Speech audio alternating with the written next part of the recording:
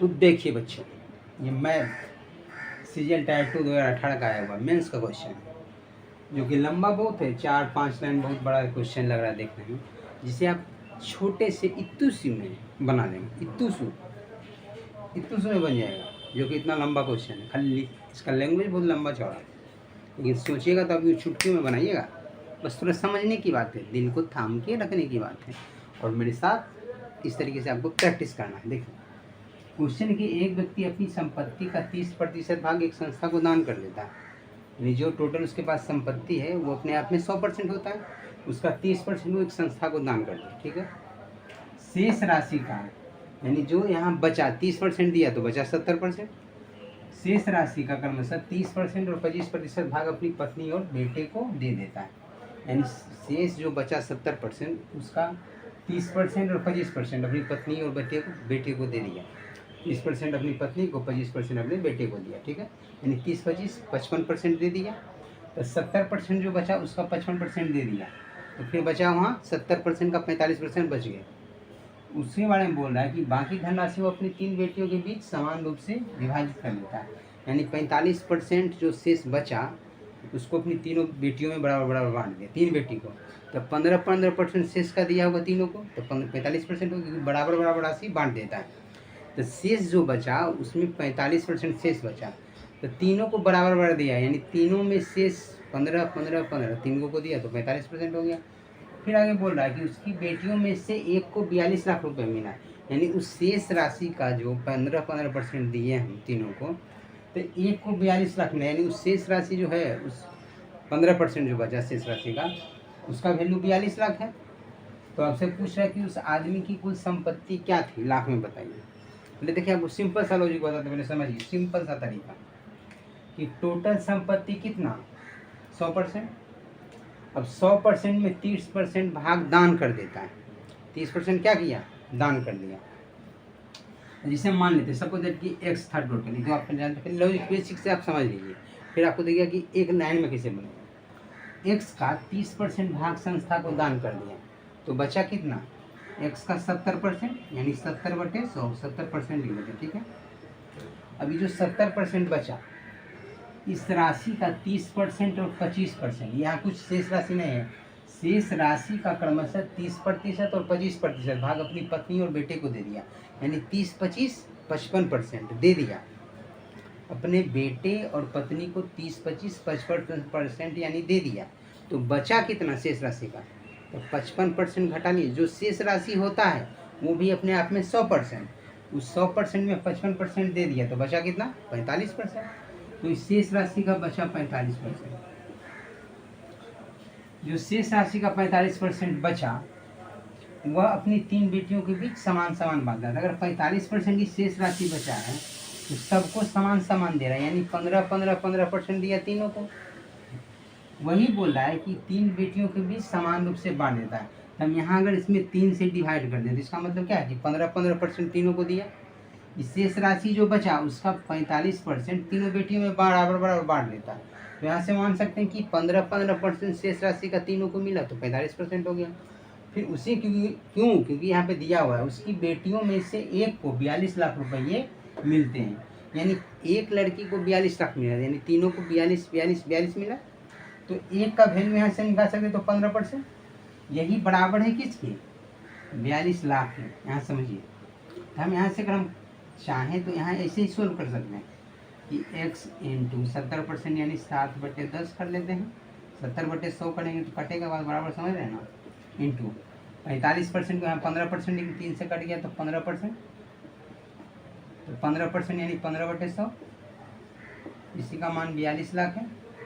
इसको लाख में समझते हैं, इसको काटते नहीं है, यहाँ लिख लेना। देखिए समझिए, 1 0 कट गया, 5 से काटेंगे तो 5 दिया 15, 5 से कट गया 20। यहाँ देखिए 7 × 3 21, 21 दूनी 42, 2 बार में कटेगा। यहाँ से देखिए x का मान क्या आ जाएगा, 10, 20 दहे 200, 20 × 10 200, 200 दूनी 400, 400 लाख हो गया। यानी x जो टोटल उसका संपत्ति था कितने के बराबर, 400 लाख, 400 लाख। जो दिया उस आदमी की कुल संपत्ति लाख रुपए में क्या थे, तो 400 लाख। एक्स मान के बना ली, तब भी वही बात आया। इसको आप डायरेक्ट वन भी समझ सकते हैं, क्योंकि हम फ्रैक्शन से अगर बनाते हैं तो डायरेक्ट वन भी समझ सकते हैं। ये समझ गए पहले, यदि उसके पास टोटल एक्स संपत्ति था, उसमें 30% भाग एक संस्था को दान कर दिया, ठीक है। अब शेष यहाँ वर्ड इस्तेमाल किया, शेष राशि का, तो 30% दिया तो बचा कितना उसके पास शेष। कोई भी राशि अपने आप में 100% था, 30% दे दिया तो बचा 70%। तो इस x का 70% बच गया उसके पास।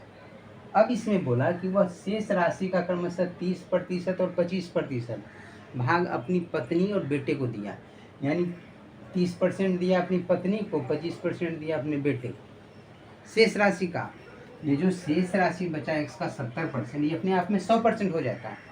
तो इसका 100% का 30, 25, 55% दे दिया तो बचा 45%। अब उस 45% के बारे में बोल रहा है कि बाकी धनराशि वो अपनी 3 बेटियों के बीच समान रूप से विभाजित करता है, यानी जो 45% बचा उसको 3 बेटी में बराबर बांट दिया, यानी 15% एक को, 15% दूसरे को, 15% तीसरे को। तो यहाँ से ये हम बोल दिए कि 15% अगर हम बांट दें तो प्रत्येक को 15% मिला, क्योंकि प्रत्येक के बारे में दिया हुआ कि उसकी बेटियों में से एक को 42 लाख रुपए मिले, यानी एक को 42 लाख मिला तो दूसरे को भी 42, तीसरे को भी 42 मिला होगा। तो जब एक के बारे में 42 दिया होता है, एक को परसेंट में कितना मिला, तो 15%। शेष राशि का 15% बराबर है 42 लाख के। यहाँ से x का मान कितना, 400 लाख। So simple. इसको आप डायरेक्ट भी बना सकते हैं, देखिए यहाँ समझने की चीज़ है। इसको अगर हम यहाँ से डायरेक्ट लें, x अगर हम नहीं मानते, सपोज देखते यहाँ लिखते हैं कि संपत्ति का 30% भाग दे दिया, तो 100% अपने आप में होता है संपत्ति, तो 30% दे दिया तो बचा कितना, 70%। 70% बचा। अब इस 70% का शेष राशि का क्रमशः 30% और 25% भाग अपनी पत्नी और बेटे को दे दिया।